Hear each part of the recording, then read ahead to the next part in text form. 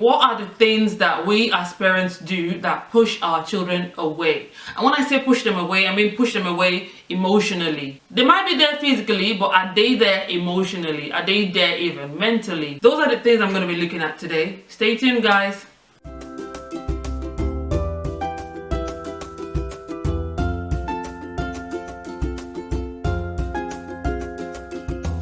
Hi guys, welcome back to ToyinTube. It's Toyin here again. So for the next few minutes, I want to explore a few reasons behind why our children may feel distant.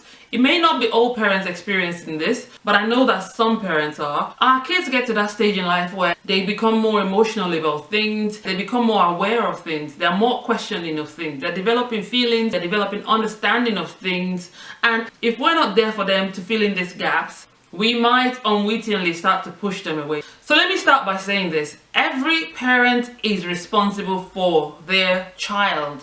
You decided to bring that child to this world, okay? So you have the primary responsibility for that child. Not your neighbor, not your family, not friends, not even the government. You have the sole and primary responsibility for that child. Obviously, other people will be responsible for them at some point, whether when they're in school, their teachers are responsible. When they're in church, their Sunday school teachers might be responsible. When they're with family, the family members there will be responsible for them.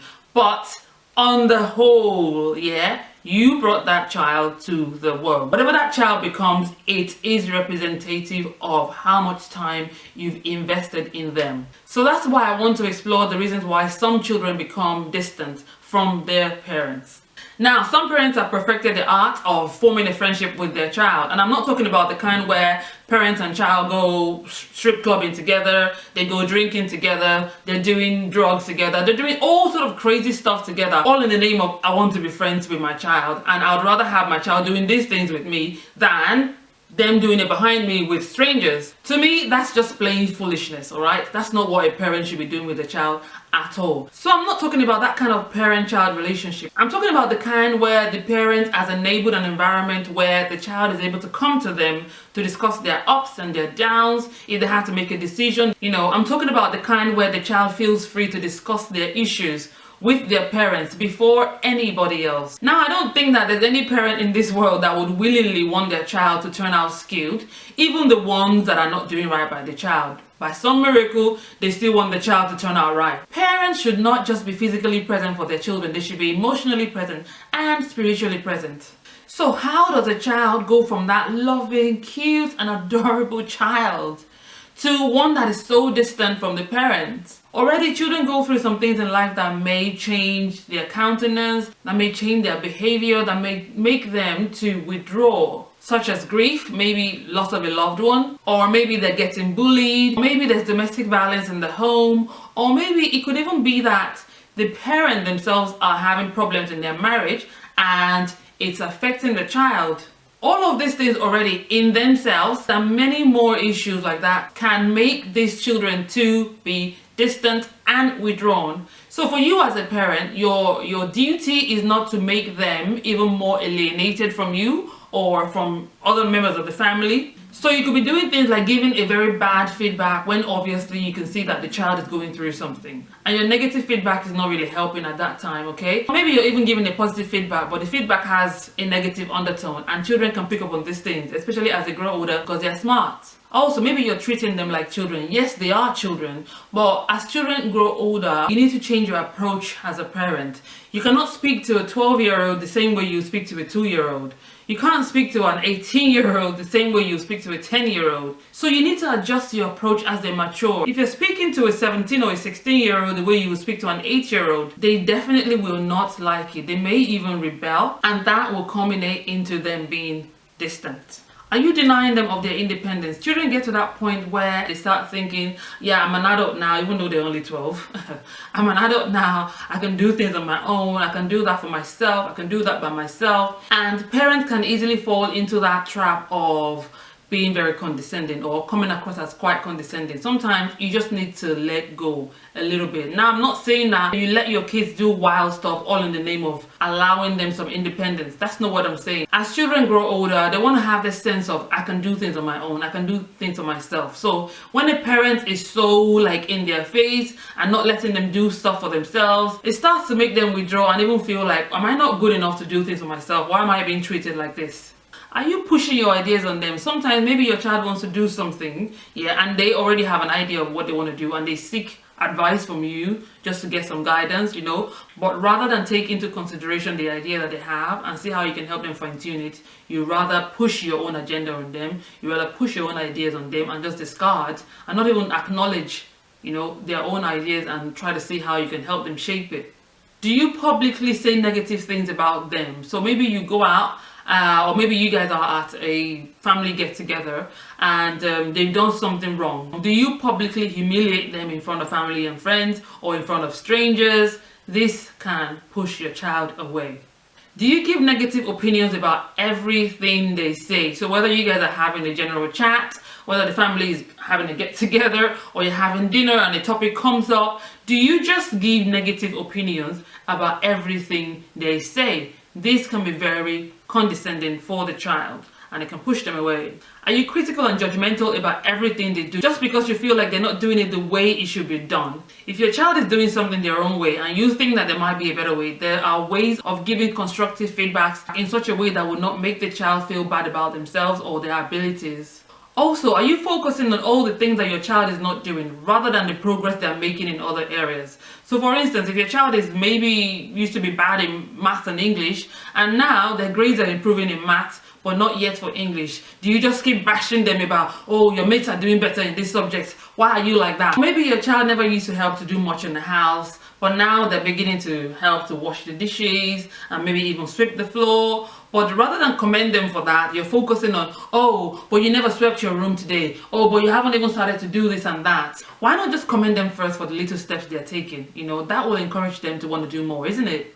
So these are a few things that I want to highlight as solutions to these problems and hopefully help bring our children closer to us and help them to be less distant from us. Number one, quit being overly controlling. You're the parent. You have the parental responsibility and you have the authority. Yes, you can tell your child to do stuff. Yes, you should tell them off when they are being naughty, all right? But it doesn't mean that you then take it a step further by being excessively controlling and micromanaging them every step of the way. Sometimes you just need to let go, all right?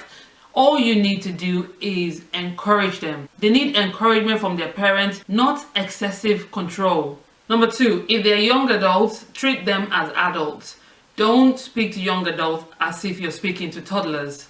They wouldn't appreciate it. So speak to them as adults. Try and reason with them. Bring yourself to the same level as them. You know, speak to them on that intellectual level. Let them reason for themselves. Let them blossom. Let them be able to think for themselves. Let them be able to come up with ideas without the fear of, oh, mom's going to knock my idea or dad is going to knock my idea. You know, let them think outside of the box. Help them. Help them. And if it's a child that doesn't know how to think outside of the box, it's not for you to condemn them. It's for you to help them, you know, help them in the areas in which they're struggling. Number three, support them and encourage them. Children will not always be perfect. They will make mistakes. They will make blunders. It's not for you to be shouting it down their throats of how stupid they are or how unsmart they are. It's for you to support them, encourage them, build them up.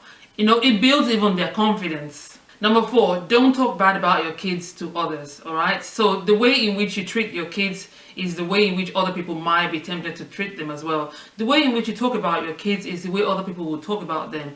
And this will only make them want to be condescending to your children as well. Because if you're not treating your children right, how do you expect other people to treat them right?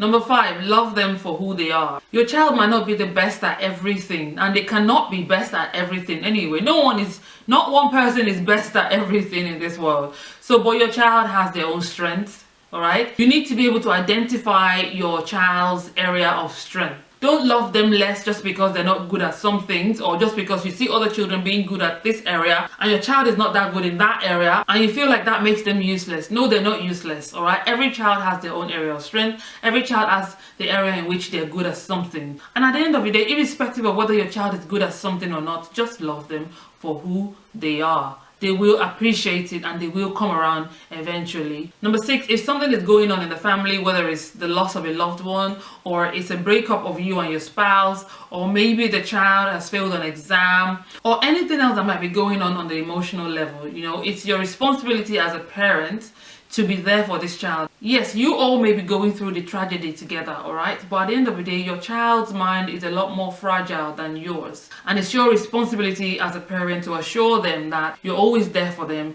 that you always support them no matter what. And if they have anything to talk about, you know, that you're there to listen, to give them that listening ear, you know, to be their wings when they cannot fly, to reassure them, to keep making sure that they see you as a pillar of support for them when they're going through issues. Number 7, sometimes when a parent has done all they feel like they can do and the child is still very distant, or the child is still very rebellious, this is the time for you to get on your knees and pray to God and ask Him to show you where you're getting it wrong so that He can help you to fix it.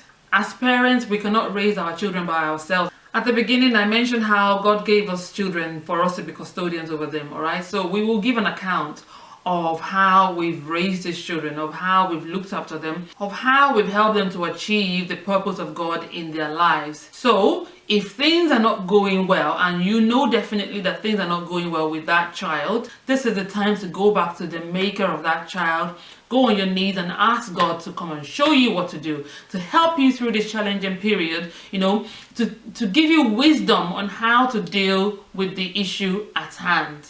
Lastly, remember that it's not too late. No matter how old your children are, whether they are 18, 20, 25, whatever they are, whatever age they're at, you can still mend things and bring them back on side, all right? You may have messed up with their earlier years, but if you just ask God to come and help you turn around the heart of that child, also to even work on you yourself, work on your heart, all right? Make you a changed parent so that you can be there for that child. It is not too late. Nothing is ever too late, unless of course the person is dead. But once there's life, there's hope. Okay, so that's the end of today's topic. I hope that as parents we all learned one or two things.